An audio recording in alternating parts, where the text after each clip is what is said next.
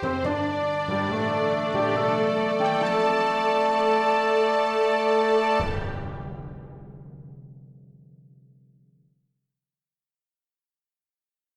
story seekers. I'm Nico.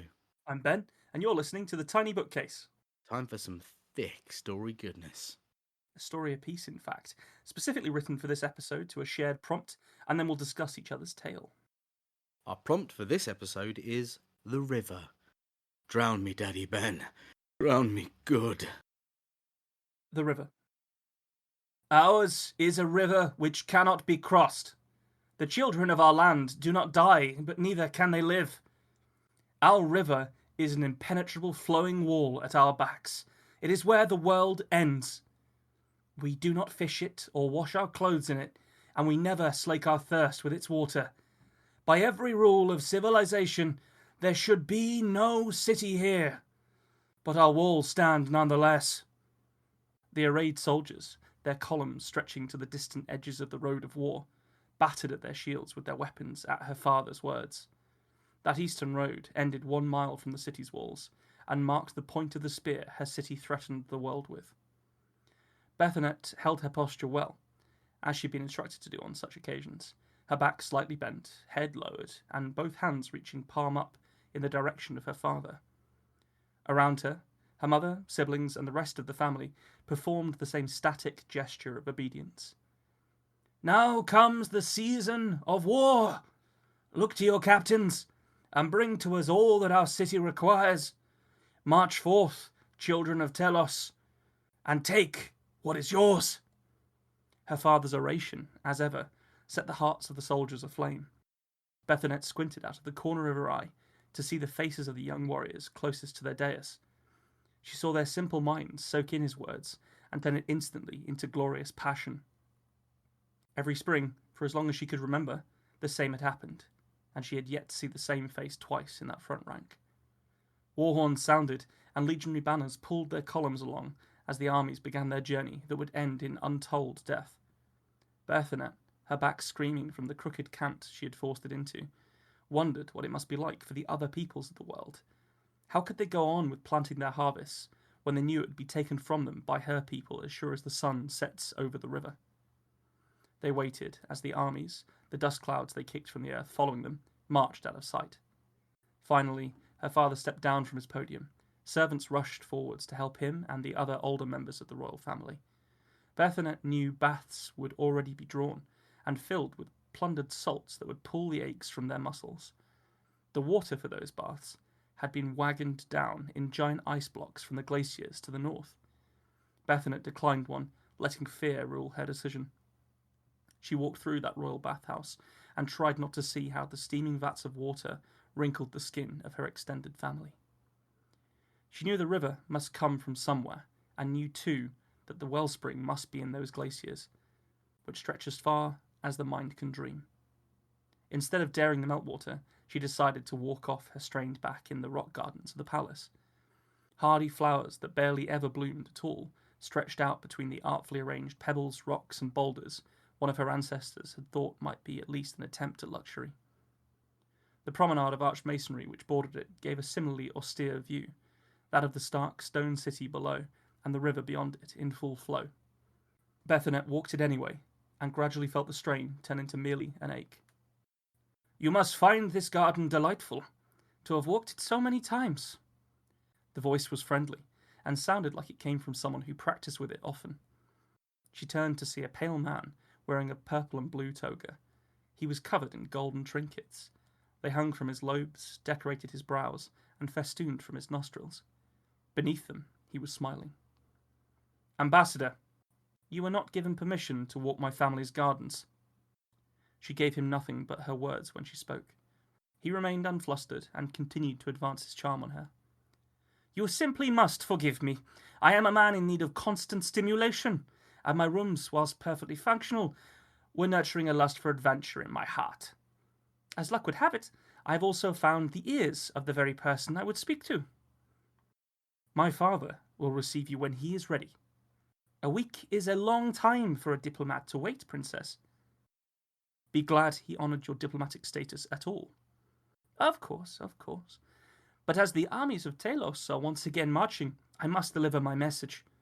Your father is king, but you will soon be queen, and so I would speak it to you."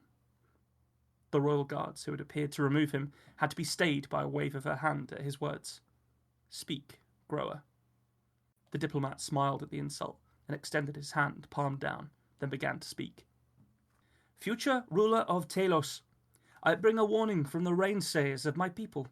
Should you bring your war to our lands, we shall speak to the clouds that would lower about your house and fill your river of ending. It shall burst, and your city will fall into dust at the touch of its waters. If you abide by the peace we request, you will receive a man's burden of gold every spring.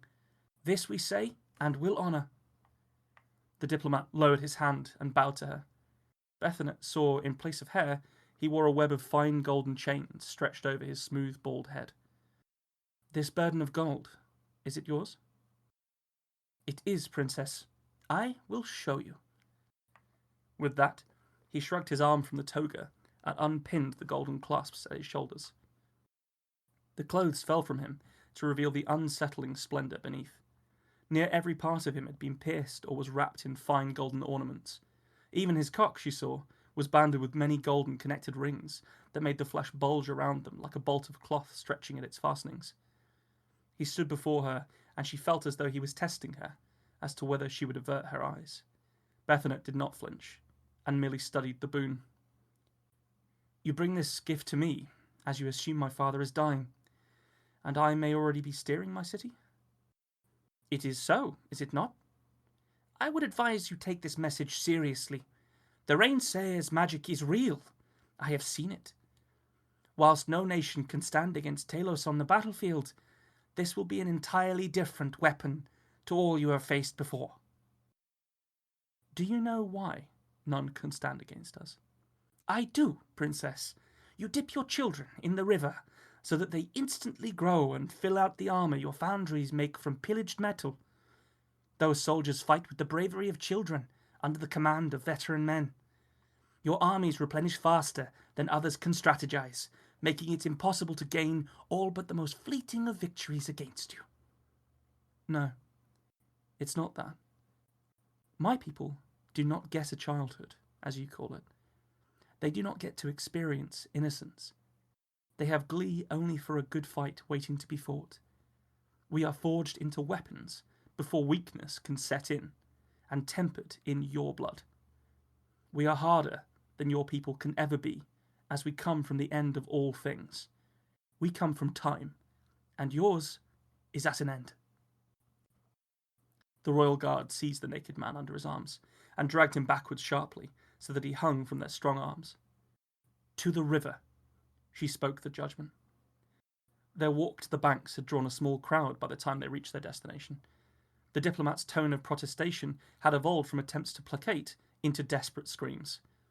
He made a comical splash when they tossed him in. He resurfaced in the shallow water and struggled to his feet. All the while, panicked wails escaped from his gilded mouth. Already the river was changing him. His skin hung slack around his features, and his hair had grown back in straggling clumps of white. The diplomat waded back in the direction of the bank, and the people around Bethonet shied away from the water he sent cascading from his thrashing limbs. She saw those lower parts of him shrivel at the continued contact with the water, and by the time he had stumbled onto the wet mud of the bank, his wails had turned to sobs. She saw his blackened legs, now ended in withered feet from which the nails had fountained into long yellow curls. More had splashed into his eyes, and he looked up to try and see her with eyes that no longer worked. "Please!" Rotten teeth fell from his slack mouth as he tried to find words. Bethonet, future queen of the end, gave him nothing. What a cool concept, man. You like that one? I did. The introduction of the idea of the river, just, near to the end, just enough time for your brain to start thinking about the actual implications of that, and then being shown how it can be used as a weapon as well as a tool. Yeah.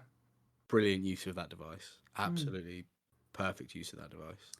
I'm glad you liked it. I was quite happy with the concept. It's, as with everything, it's probably been done somewhere before, but I've not encountered it. I'm sure I was like drawing subconsciously on like the river Styx and stuff like that. There's Yeah, definitely like it's a sort of, like it's got a little bit of an Achilles thing happening, but well, not on like a great scale. that's where the idea originally came from. Yeah. The with the Achilles thing, because I I sort of imagined, how like myths can be sort of reinterpreted, Yes. and perhaps like the original meaning can be sort of lost and this kind of thing. I was like, what if he was just dunked so that he could instantly defend himself because he became a grown man? Yeah. Like rather than him being invulnerable or whatever, maybe he just doesn't have the haven't had to be cared for and like protected during childhood, and Yeah. then Yeah. also extrapolate that out into a much larger society that can't use this water source for anything other Than that. than Yeah. that. Yeah. Um, Very cool. I think. Very yeah. cool. It was it's potentially one of those ones that I would have loved another 2,000 words on, because I wanted to go into like why nobody has explored to the west, because they cannot cross this fucking river, because Because it everything that goes aids in everything that goes into it. it Aids ages it. So the everything. wood, the Yeah. yeah. So if you got into a boat and tried to sail across it, it would just rot and you would fall into the water and die. What you need, Ben, is plastic because that sticks around in oceans, ruining them for ages. So, Yes, yes, so something like that.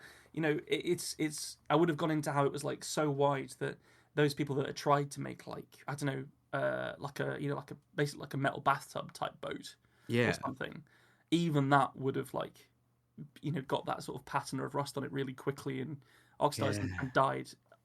It would have got them further than wood, but not over to the other side of this wide river. Are there like old women there with like hands that are Yes, thousands of years old from dipping babies? yes.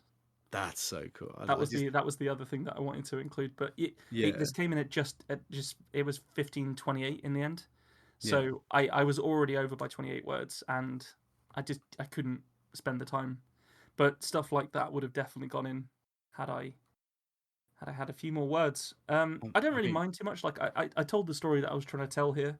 It's yeah. just I think there is I think it's a good sign that the concept holds up outside of the story as well.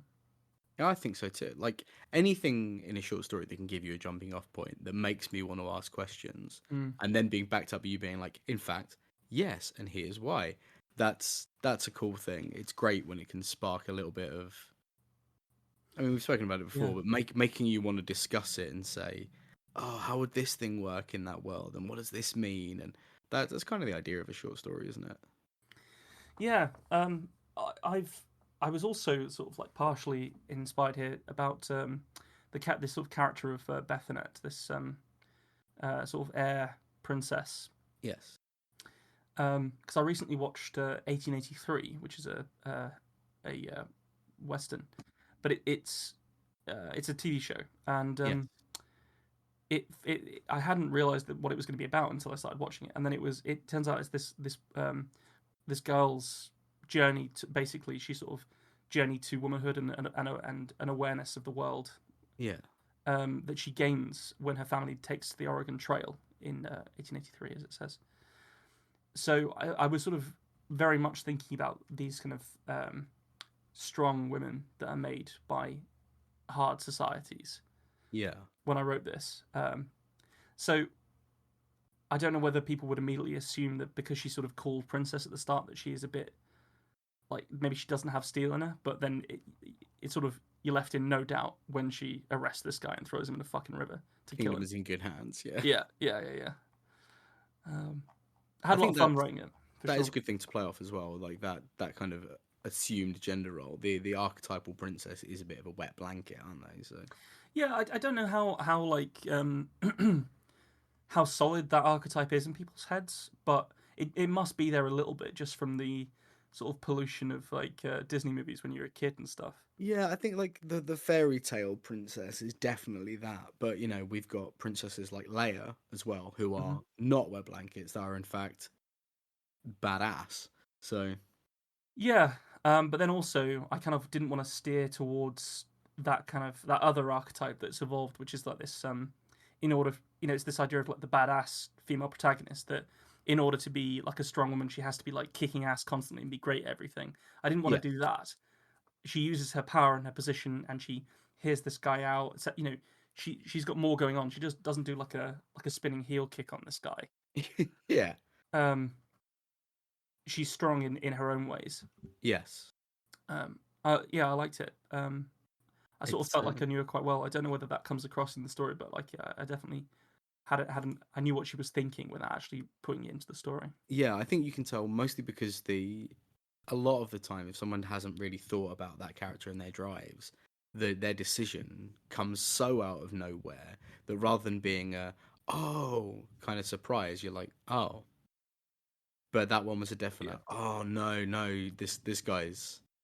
It was. Yes. Do you know what it was? It was the way that she calmly, like she didn't demurely back away and start fanning herself when he got naked. She just very calmly evaluated the cost of the gold. Yeah. Just That's yeah. the thin gold rings on his dick. It's also obviously, as we say this all the time, there are always links between our stories, but the way our stories both start are weird parallels to each other, and you'll see what I Really? mean. Yeah, Okay, well let's bounce across then. Let's have yours. very well. The river. The river is all things to my people. It is life. What we take from the river to drink quenches our thirst. What we pull from the river in our woven nets fills our bellies, powers our warriors. The river is cleanliness. It takes away blood and filth and drives them to some place unknown. It is not for our people to know where the river runs. We are blessed by its passing. Sometimes the river takes repayment in kind. Those who do not respect her power fall foul of her. They too are carried away to the faraway place. Though sometimes we find them among the rocks at the great fall, where the river splits the mountain wall and dives into the valley below. It is there, among the trees, we lose sight of the river spirit. But we know she drifts onwards. My people have known the river for as long as our stories have been told. She winds and dances through all of them. The crystal blue that unites us, man and animal. Across the river we often see deer and bear, sometimes even the mountain's lion children, drinking deep from her just as we do. And there we have no quarrel. Our wars against each other are quashed by her presence, united as we all are as her children. 3 moons ago, the river ran a sickly pink. Not the hue of sun's last light as it creeps behind the great walls of our land, but something pale and foul. We know blood in the water. We have seen it before, but never so much as this. A council was called on that night, when we feared some terrible sickness had befallen our winding spirit. It was decided it was an omen of poor favour, and we would prepare necessary rituals to cleanse the land of whatever grievance had been caused. The next day, the river ran black, streaked about still with the red of life. We were tasked then, 3 young men with promise, to follow the river to her home from where she flowed, and see what afflicted her. Avonako, who was chosen because none could climb quite so well as he. Chua, who was more cunning than most, saved the elder mothers of our home. I was sent because I commune with the river every day. My father was taken by her, so I know to respect her. It was now, on our 3rd day since the first omen, we found the strangest village I have ever seen. Many trees had been torn away and then planted again, with their branches stolen. Across the river's body they lay in a great mound, heaps of wood like a beaver's dam. Stacked between them, There were a great many twisted bodies, clearly gone already to the sky. From them still oozed old blood into our water mother. The blackness we saw came from some unknowable construct. Smoke billowed from it, darker and thicker even than the pyre of Los. We had all drawn weapons, without discussion. Something about this place had filled each of us with terrible dread. Not fear, but disgust and horror at the disrespect to the land. The bodies, crammed into their wooden prison, still wore their war bonnets. Strong, fighting men, dead from some terrible unknown creature. As one, we made our move towards the structure, unknowable as it was. At a gap between the walls, one stood vigil, staring out into the night. He had no bow, no knife that I could see. How good ought he be then, against an intruder if one came? A quiet rustle in the long grass told me Avonako had gone, eager to see more of the strangeness. The guard, if he was such a thing, tensed. He had clearly heard something his night eyes could not see. Some strange thing was brought from his back and tucked into his armpit, then pointed out into the darkness with both hands. It glinted in the flames behind him, when their light touched it, like a precious stone. Avonako was at his side, suddenly. Though I could not see him clear, his war cry was one I knew. It had a roar to it, like a bear reared to its hind legs. The guard turned upon him, and then there was thunder and fire. A great boom of it came from the strange device, and the war cry was cut. The guard placed something between his lips, and then cried a shrill, piercing cry. It sounded like a hawk, but unnatural, perverse somehow. Chua had already turned and begun to run. His direction pointed at home. This is what cunning brings you. Fear in the face of danger. Avonako had been brought death, for he knew only great physical feats. But I knew the river, and this great, ugly thorn was stuck into her heart, and she wept for it.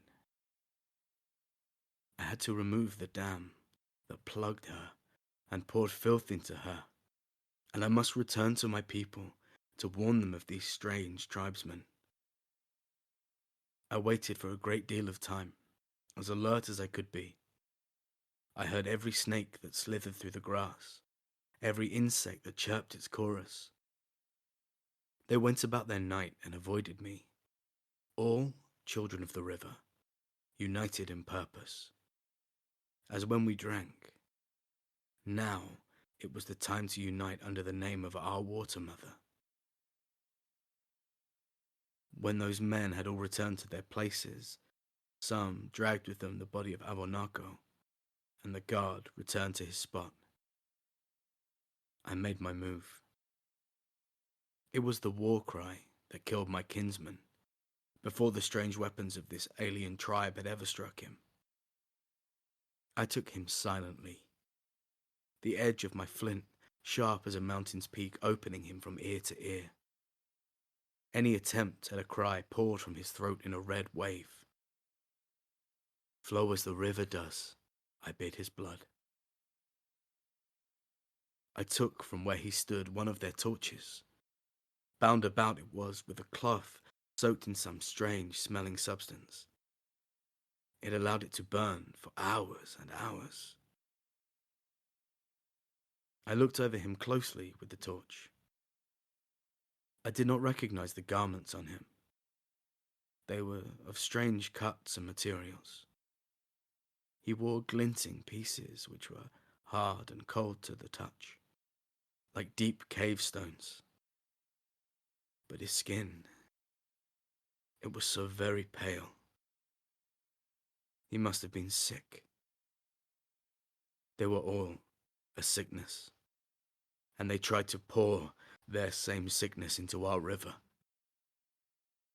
I crouched low to hide the flames and circled back to the dam they had built. With a heft, the torch found its home among the branches and bodies, and whatever foul concoctions they were pouring over it. It erupted to flame with a force I had not expected, not quenched at all by the waters. The river wanted her freedom. She fought alongside me to achieve it. Voices cried out from within the strange encampment, words I could not understand in strange accents. I have heard other tribes before. This was not such a thing. No common sounds between our tongues. Sick men who brought sickness and death with them. I let my war cry loose then, in the river's name, before fleeing into the night. I went back to my hiding place and watched as a great swathe of their construction burned around them. The trees they had abused took the flames hungrily to push the invaders out. Their strange huts caught and burned. At one point, something huge and terrible bellowed, and a tower of flame and smoke reached for the sky. But whatever that monster was, our land had killed it. I lay down in the long grass and let the snakes and bugs crawl over and around me. We had won this night. Let the river run clear.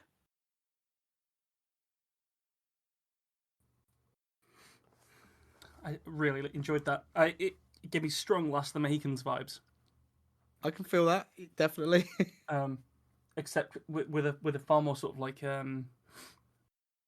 sort of innocent point of view in terms of like earlier in time, Yeah. where everything's new. Like I think you really mastered two things to do with the point of view. The first was all of the imagery, all of the descriptions were tied to the natural world. That was really cool. Yeah. It may be something of like an obvious step, but obvious doesn't mean right, and you got it right. I felt like it was, I felt like you'd really nailed when to include it and when not to. I think because it would be really easy to overdo it, and it becomes something that's potentially quite offensive to I Native think Americans. that's a very important thing is they people over egg it and it makes them sound like it's stupid for lack of a better word. They treat the characters like children, and it means when they see these things, oh, the wonder of it, but saying, well, the closest thing I know to that is this, but it's clearly a weapon. Yeah, That's enough, I think, for yeah, because they're not innocent people. Like they know that they have war cries and stuff. You've got that in there. The description just on this, the description of the actually this is the second point that I was going to make, which is that when he doesn't know something, the way that you describe it really works because I forget what it's called. It is a tool, and we've discussed it before in story writing and in poetry, where the narrator or the point of view character doesn't know what something is, and you basically end up sort of like describing the unknown with yes, whatever tools that they've got. yeah, There is a name for it. I just cannot fucking remember what it is. The description of the encampment, when you first see it, with this idea of them pulling up the trees and replanting them without their branches, that was a gorgeous line, and B, totally nailed the character, and C, advanced the plot. Like that was a great line, and instantly conjured exactly what that thing would look like, because you need to have seen exactly one cowboy movie to know what you're talking about now as a narrator, as an author. yes, kind of very similar to the to your descriptions in the last episode. With World War One, you can paint a picture quite simply because we have a baseline image, and I think it's the same with this. We have an idea of how this time looked. Definitely, but yours is potentially a bit more advanced because it's it's a two-sided conflict where two cultures that are both extremely rich and have a storied history clash. So had you told this from the point of view of a Western soldier inside the fort, it would have been a very different story. Had I told that story about World War I from a German point of view, perhaps less so. Do you know what I mean? Like it wouldn't have Yeah, I get it you. wouldn't have changed it too much, but It's the same war on both sides exactly, in World War yeah, One. Yeah, yeah. And whilst obviously there are differences between like the French and the Germans and the Canadians and the etc., this is a massive difference, and it's something that we've had highlight for us from very like I remember watching Pocahontas when I was a kid, yeah, and that's all about this, isn't it? About like the way that different interpretations of a situation based off your culture can drastically change what you need to do next. Oh, is that what planted this seed? Because that's got loads of stuff about rivers in it, isn't it? I think it's just from my understanding of their culture, which is admittedly extremely limited, um, there is a lot of stuff about the natural world, and I really enjoyed all your descriptions about the river and like this idea of they knew they had to go and fix it because they need it. They need it for water. They need it for their clothes, etc., etc., etc. It's Yeah, so important for a camp to have fresh running water. So, but obviously the way that they like chose to go about it, they had this like almost like religious element to it or like spiritual element to it, where they had to go and yeah, like heal the river. But it is actually still a very pragmatic thing to do. They sent the clever guy, the warrior, and the dude who knows all about the river. So it wasn't like they were just like sending out random innocent people to go and yeah, commune with Mother Nature. They were like, go and fucking fix this. We need this river. That really took me somewhere. Like I really yeah, liked it. I thought it was really well done. And then there were, as it always is with your writing style, there were so many good lines. It almost becomes a bit trite to keep mentioning it, yeah. considering we're episode 92. But you God, still surprise me every time you write something. Like I'm never just like, that's the way that Nick writes. It's like when you conjure a turn of phrase that just kind of it works beautifully and it catches me off guard in a very very positive way, and yeah, that happens. I can't remember when it didn't happen. Like even in some of the stories, perhaps where because we both had stories that don't quite land. yeah. Even in those stories, I think you always manage to do that, and some people never manage to do that. So it's very Oh, special, and it was a beautiful. big deal in this story. No, Um, I'm very happy with this one. It's I mean, I'm gonna make reference to a show called Reservation Dogs. oh shit, that's a great show. I didn't realize you'd seen it. I've actually not seen all of it yet, so don't Right. give me any Okay. spoilers. Sure. Sure. But I started because of the prevalence of a character from it appearing in other media, mostly in meme format.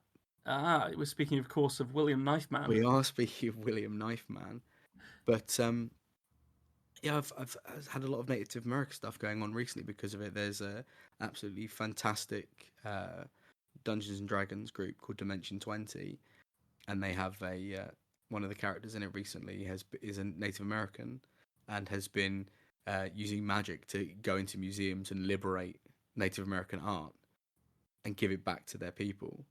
And I've just they've been and the movie Prey recently as well, the Oh, yeah, Predator that was movie. that was pretty good. I know there was a great outpouring of love for it.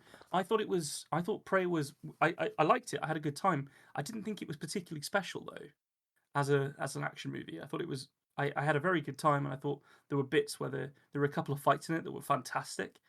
Um, but I didn't feel like it blew my socks off in the way that it seemed to blow a lot of people's socks off on the internet. So here's what it is, and it's an awfully specific thing to say. It's really good for a Predator movie. Yeah, yeah. Which is, it seems like a strange thing to say, but in terms of using that concept of the Predator, well, I think it's a great setting for it, and it did Mm. that very well, and it did pay a great deal of respect, especially to Native Americans. It was amazing to see that so many of the cast were actually native or of native descent, and that's cool because if someone had made it in the 90s, it would have been Oh yeah. I don't know Uma Thurman or whatever. It would have been yeah, that would have been nowadays extremely problematic. And so yeah, obviously representation in acting is really important. but also just generally telling those kinds of stories, and also the stuff that happens around them is also quite important. I recently watched Yellowstone, which is a Kevin Costner-led TV show, Yeah. and there's a section of it where you find out that some people may already know this, and you may already know this, but I didn't know this, which is that you get free clinics in America because they have these sort of fairly draconian prices on all of their healthcare because they don't Yeah. have a Yeah. national health service. Um, so if you go to a free clinic to get an abortion on like an Indian reservation or a Native American reservation, rather, I should say, um, they they will do it, but a proviso, like a caveat of that deal with them doing it, is that they must sterilize you. Wow. So they basically they do the abortion and give people hysterectomies at the same time, which is Crikey. crazy. That is like, and my understanding is that that's has been happening until quite recently, if not still happening. And for me, that's genocide. That is like institutionalized genocide. I mean, yeah. I know possibly I don't know. I don't really give a fuck what other people think about abortion and stuff, but like for me, that is horrendous. Regardless of what you think, the idea of being like making that choice and then having every other choice you're going to make in that regard taken from you. I mean, I don't want to get too deep into it, mostly because I don't think as two white men we really do have the Yeah, position potentially to not, talk but about but it it. a lot. But no, Mm, no, go on, I go am on. fully agreeing with you. I just how the actual natives of America were, I mean, driven to near destruction and then essentially abused by a society that grew around them is it's mind blowing. I've never And heard anything like it from history. I mean, no, and it's never stopped. Is the crazy yeah, part? I think that's the thing because normally when a people are beaten in this, it's a pretty crude way to put it, but like that they get integrated or they're stamped out. That's sort of the way human nature works. Yeah, But that in America, there's this very strange situation where it's still slowly happening. It feels like, at least from again, as you say, a complete outsider perspective. And yeah, the more I look into it and the more I read about it, and potentially I should read some books about it and stuff, so I actually can become better informed about it. and if anyone listening knows of anyone with that background, especially if they write, get them to reach out to us. I would absolutely love to Yeah, talk that'd to be them. cool.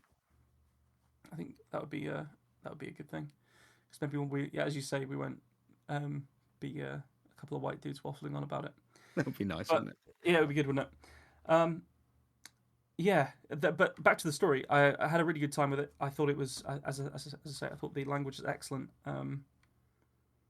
I haven't really got any notes. Like I've sort of got into the habit of giving you like narrative notes, but that Yeah. that felt like it it's a linear narrative.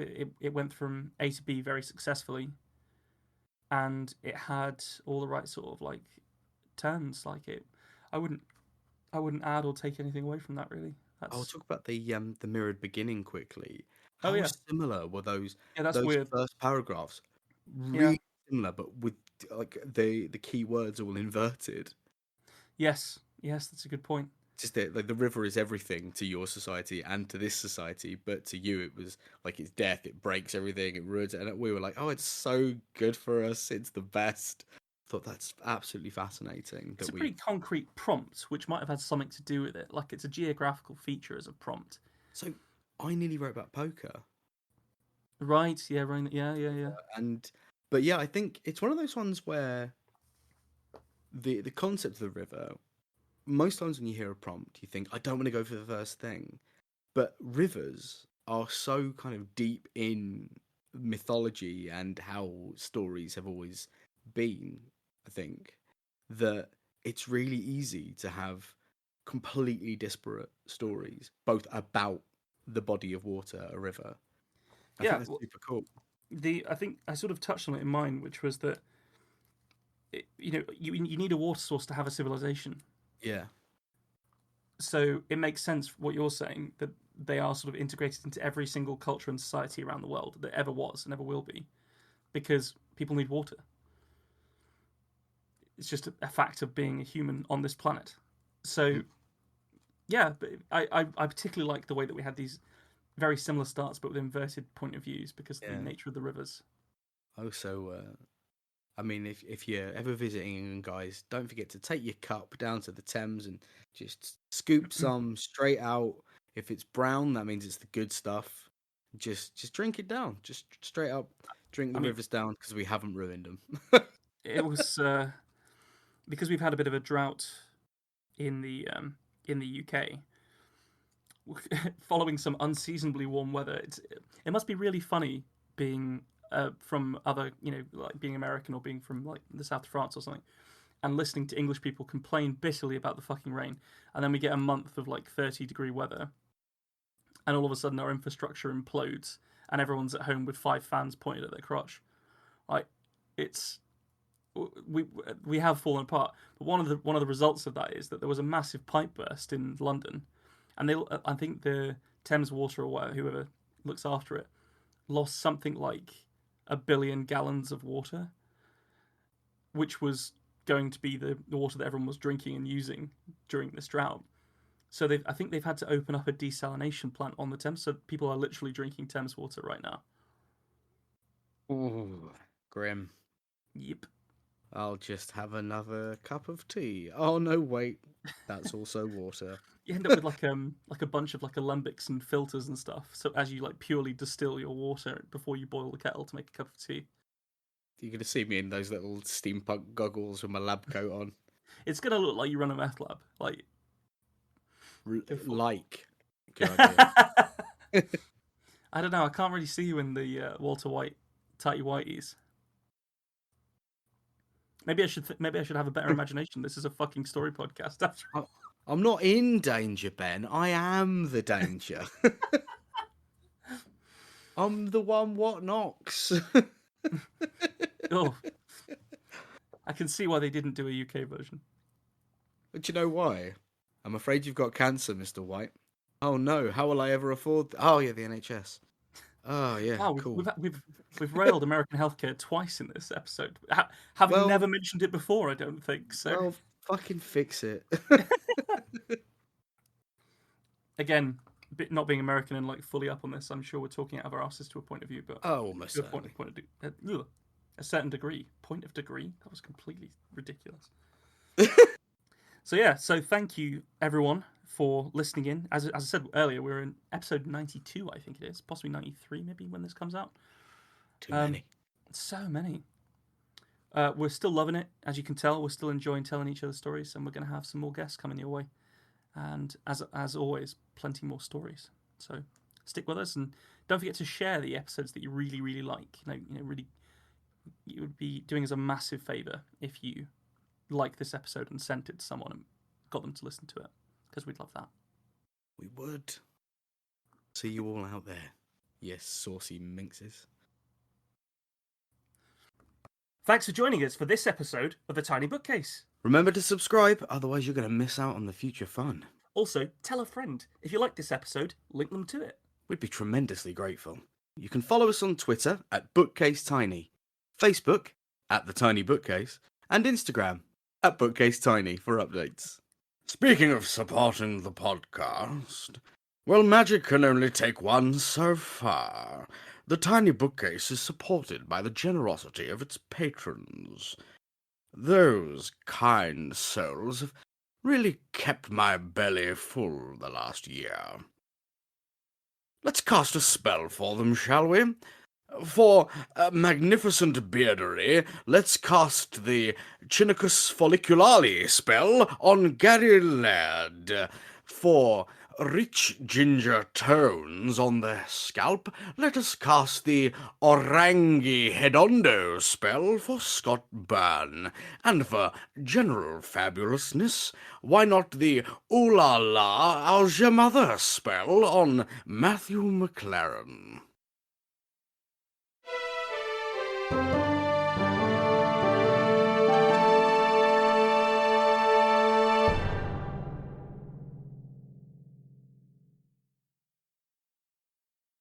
How do you come up with that shit, man?